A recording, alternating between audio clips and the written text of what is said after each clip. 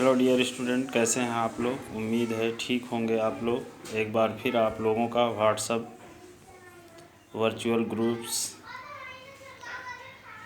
Teaching में स्वागत है। इससे पहले मैंने पूरा सिलेबस और उसके बाद फिर चैप्टर 1 के कुछ नोट्स भेजे थे। उम्मीद है कि आप लोगों ने उसे देखा होगा, नोट किया होगा, और मैं ये कहना चाहूँगा कि आप सभी लोग उसे पूरा नोट कर लेंगे, क्योंकि विद्यालय जब भी खुलेगा तो चेक किया जाएगा। आज मैं आप लोगों को मानव भूगोल से संबंधित खुद कुछ नोट्स जो मैंने बनाया है उसे बता रहा हूँ। ध्यान से ज़रा सा आप लोग देखिएगा।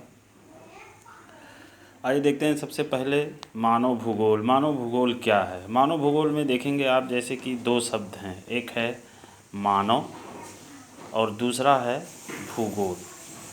मानव का अर्थ आप समझते हैं, मनुष्य। यहाँ पर आप देखेंगे मनुष्य। और भूगोल का अर्थ यहाँ पर जो लिया गया है वो है प्राकृतिक पर्यावरण। प्राकृतिक पर्यावरण। अब मानव भूगोल किसे कहते हैं, यानी मनुष्य का प्राकृतिक पर्यावरण से संबंध होना या उन्हीं संबंधों का अध्ययन करना ही मानव भूगोल कहलाता। इसके अंतर्गत आप देखेंगे कि मानव भूगोल एक प्रमुख भूगोल की एक प्रमुख शाखा है, जिसके अंतर्गत हम मानव की उत्पत्ति से लेकर के वर्तमान समय तक उसके पर्यावरण के साथ संबंध का अध्ययन किया जाता है। यानी मानव और प्राकृतिक पर्यावरण का जो संबंध होता है, उस संबंध का जब हम अध्ययन करते हैं जिस विज्ञान के अंतर्गत या जिस विषय के अंतर्गत, उस विज्ञान या विषय को मानव भूगोल की संज्ञा दी जाती है। अतः मानव भूगोल को हम विभिन्न रूपों में परिभाषित कर सकते हैं।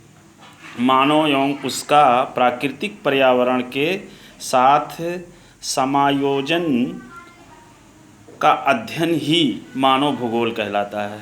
प्रिय स्टूडेंट, आप देखेंगे कि फ्रेडरिक रेटजल को मानव भूगोल का जनक या पिता कहा जाता है, यानी फादर ऑफ ह्यूमन ज्योग्राफी। कौन है वो? Frederick Ratzel. आइए हम फ्रेडरिक रेटजल के ही शब्दों में देखते हैं कि उन्होंने मानव भूगोल को किस प्रकार परिभाषित किया है। मानव भूगोल के दृश्य सर्वतः पर्यावरण से संबंधित होता है, जो कि स्वयं भौतिक दशाओं का एक योग होता है।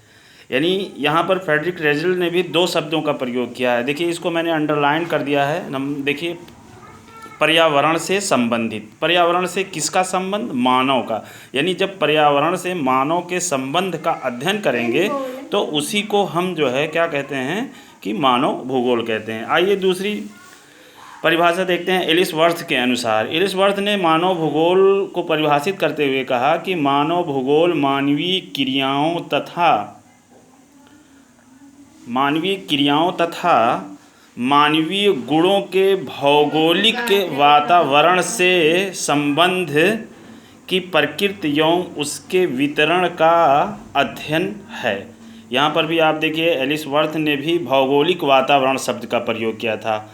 फ्रेडरिक रेटजल ने पर्यावरण से संबंध और इन्होंने भौतिक वातावरण, यानी पर्यावरण, प्राकृतिक पर्यावरण और भौतिक पर्यावरण दोनों एक ही रूप में लिया गया है। आगे आप देखेंगे एलन सैम्पल के अनुसार। एलन सैम्पल फ्रेडरिक रेटजल की शिष्या हैं। उन्होंने भी जो है मानव भूगोल को इस रूप में परिभाषित किया है। मानव भूगोल को परिभाषित करते हुए उन्होंने कहा कि मानव भूगोल चंचल, मानव और अस्थायी धरती के पारस्परिक परिवर्तनशील संबंधों का अध्ययन करता है, या अध्ययन करने वाला विज्ञान ही मानव भूगोल है।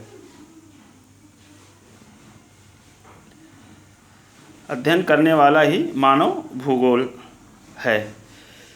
तो आपने देखा कि फ्रेडरिक रेटजल की डिफिनीशन में पर्यावरण, मैंने अंडरलाइन किया, पर्यावरण से संबंधित। एलिसवर्थ की डिफिनीशन में भौगोलिक वातावरण कहा गया।